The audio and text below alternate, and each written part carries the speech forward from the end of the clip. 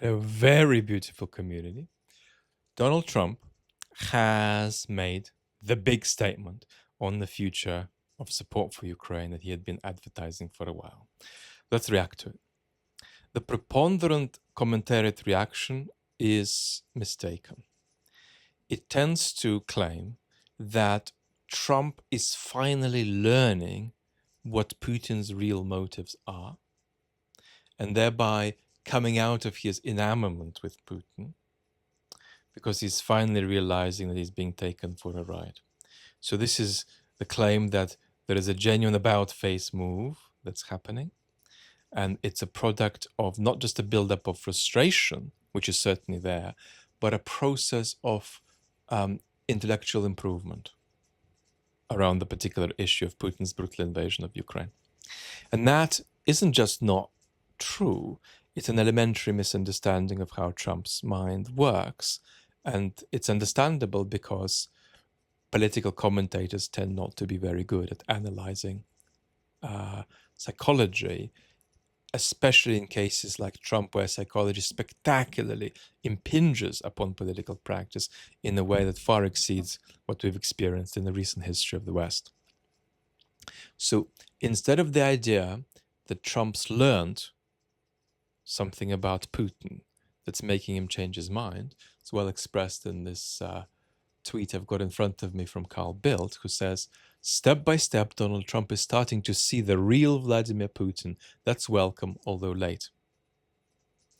This mistaken commentariat narrative would be better substituted by the claim that Trump is experiencing an episodic buildup of frustration with his ideological ally, Vladimir Putin.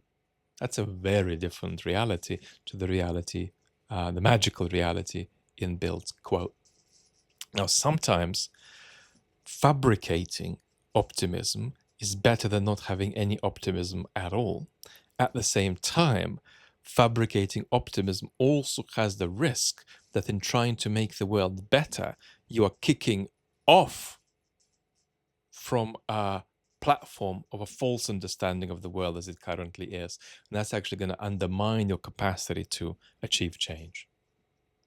Let's very briefly read a few lines from the Financial Times write-up of Trump's remarks, and then we'll do a little bit of analysis. And these are remarks just written up by Krista Miller and Steph Chavez for the FT moments ago. Donald Trump has threatened Russia with 100% secondary tariffs if the war in Ukraine does not end soon. So that's one important, if you like, policy block of Trump's remarks.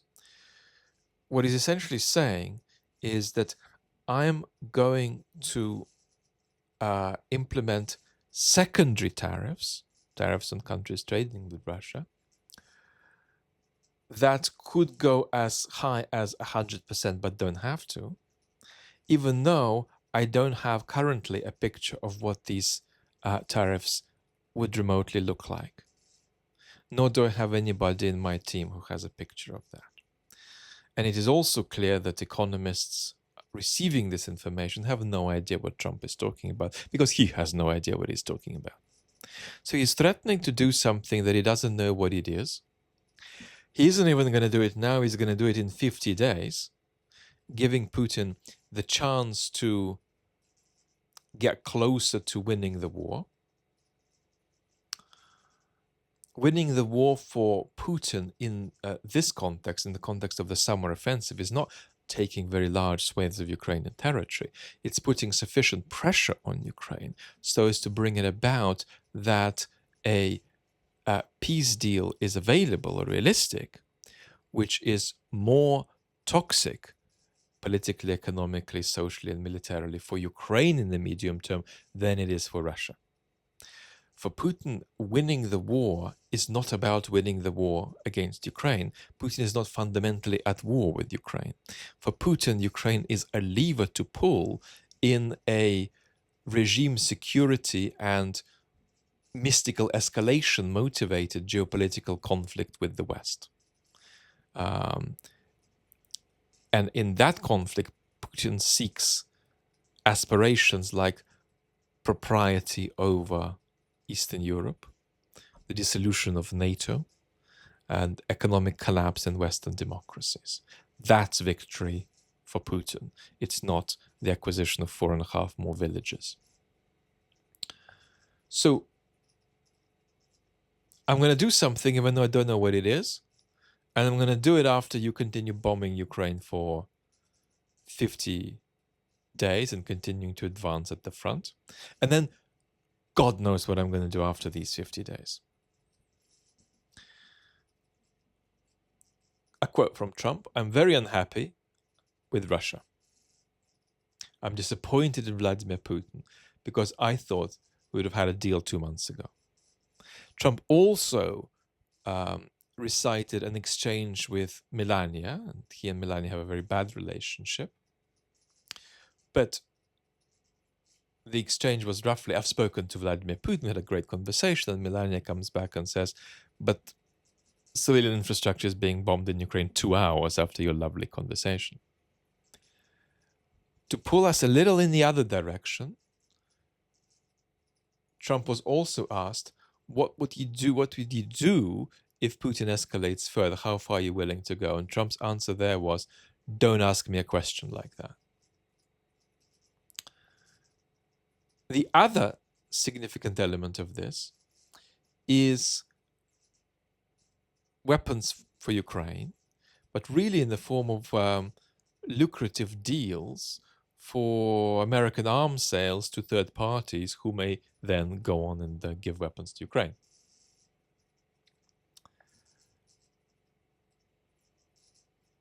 The president said billions of dollars were still in the FTP's worth of military equipment would be purchased by NATO allies from the US and it'd be quickly distributed to the battlefield.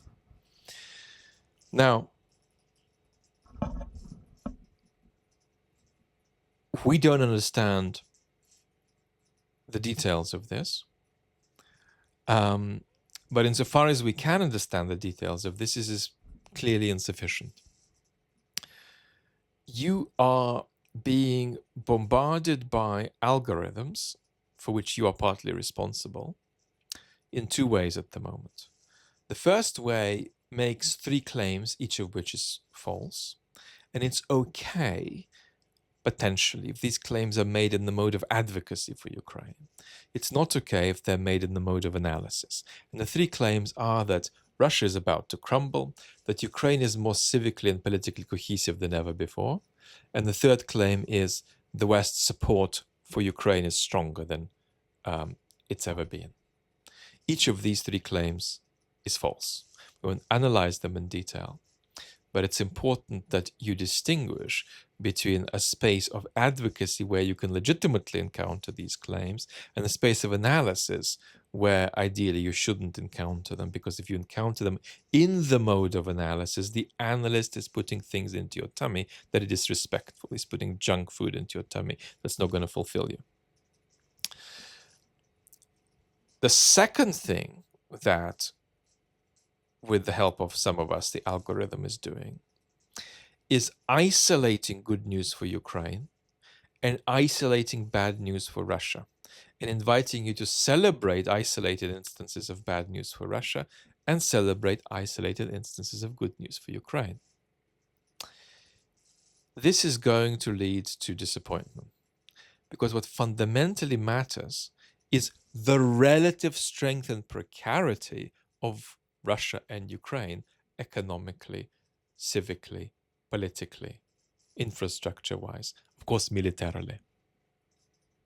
The only thing that matters is whether the support that Ukraine gets from the West is sufficient for the purpose of giving Ukraine an advantage over Russia on the scale of mutual strengths and fragilities in the conflict as we might compare them.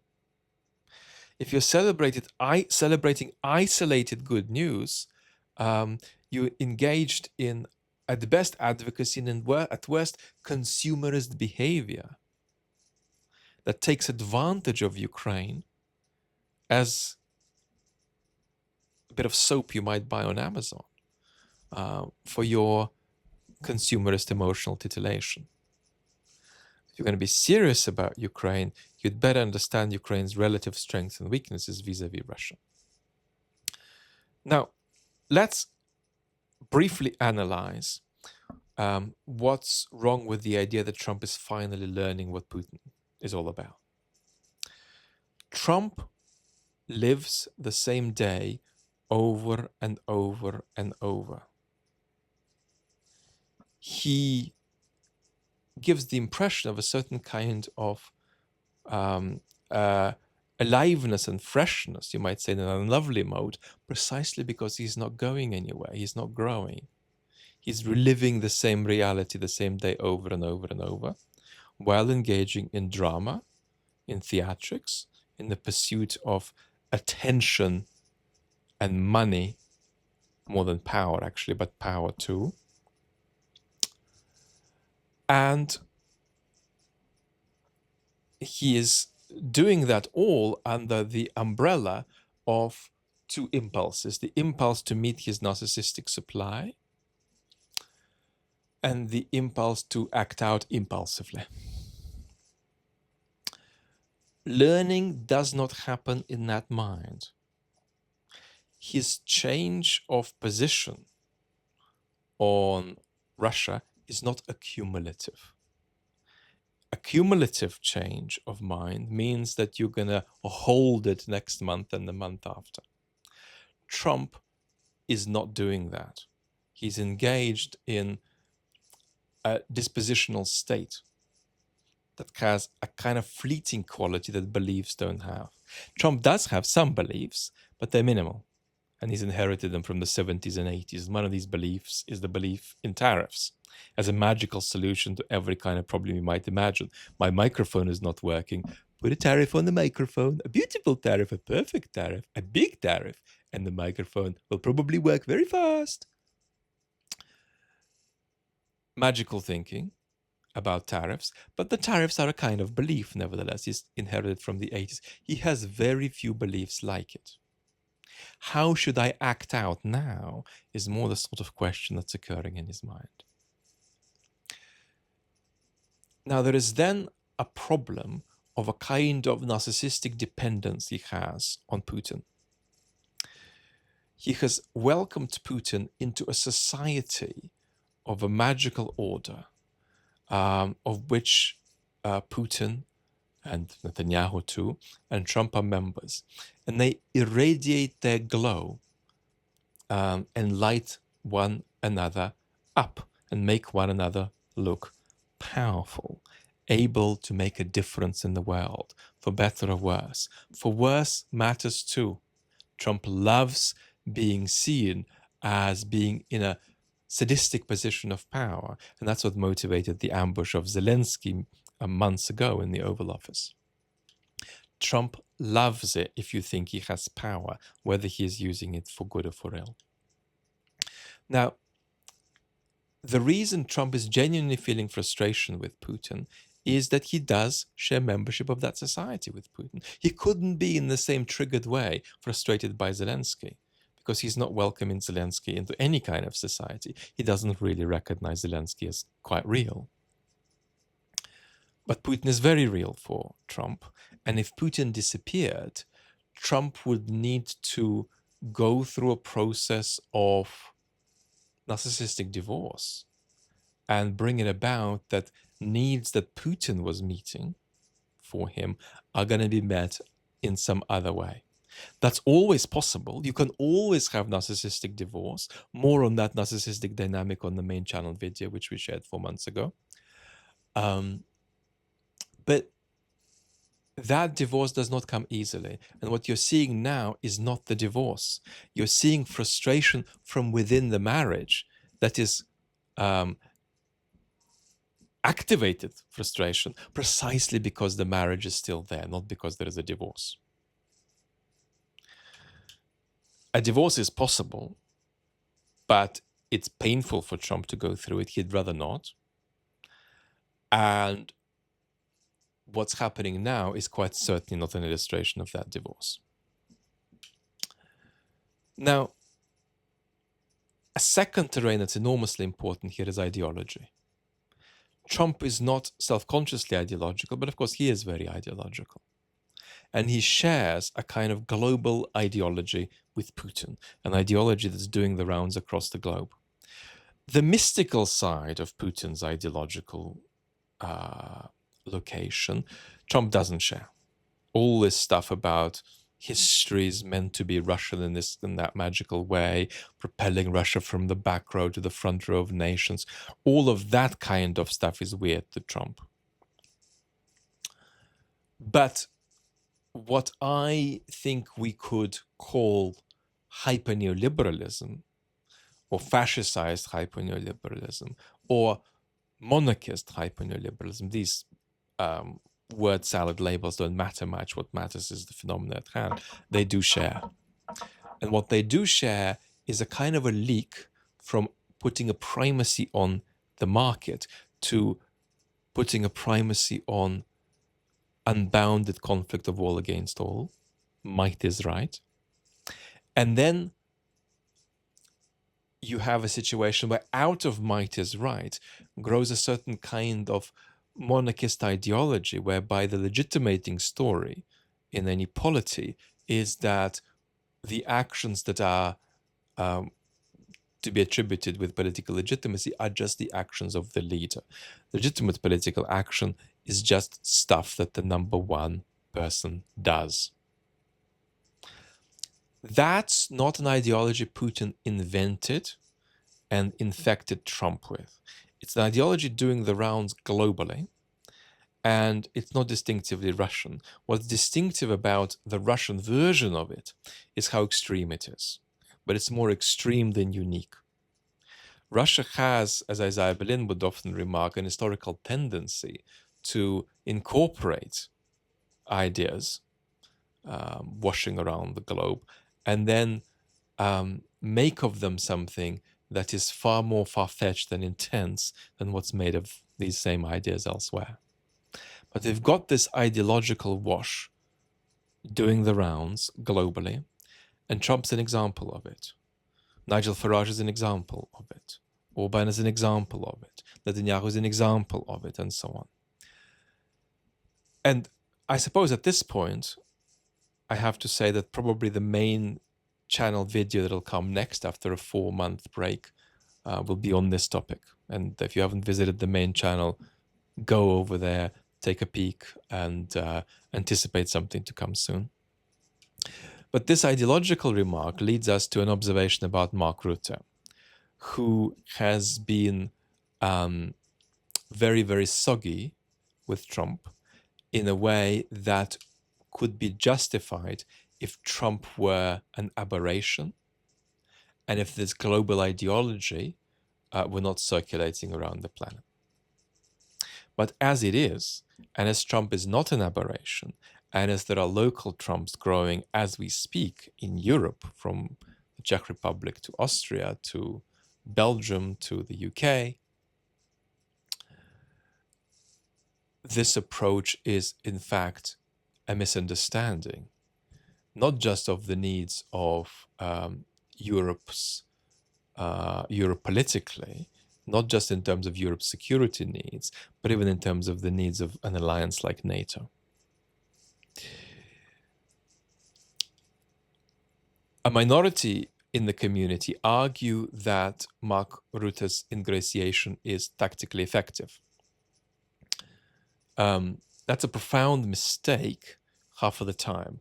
The rest of the time, it's not even a mistake. It's just an algorithmically prompted bot-like recitation of the thing that you say in favor of your own side. There's a lot of mindlessness about the pro-Rutte tactic online. And if you look at the recent chat that Mark Galeotti did, criticizing Rutte's tactic, many of the comments under Galeotti's video, critical of Galeotti, are not actual critiques. They are just bot-like recitations of pro-Mark Rutte tactic, constellations of words. So that's where we are a bit more realistically. Um, we're not winning this thing at the moment, and Ukraine needs a heck of a lot more support than is compatible with the kind of picture that we're seeing develop. And back to the main point, however, the idea that Trump has finally learned is unavailable to us because A, it's not an idea that Trump's mind could generate because of its non-accumulative nature. And then secondly, B, it leaves out this very important point that Trump is an organic ideological ally of Putin, that in some way Putin is a very appalling and destructive version of the same ideological material that Trump presents to us. And when we see the world in that light, it becomes extremely naive to, in anticipatory desperation, applaud Trump when he gives signs of renormalizing his actions toward the kind of actions we may have expected from previous constitutional pro-democratic institutions, Republican and Democrat presidents of the United States. Lots and lots of love.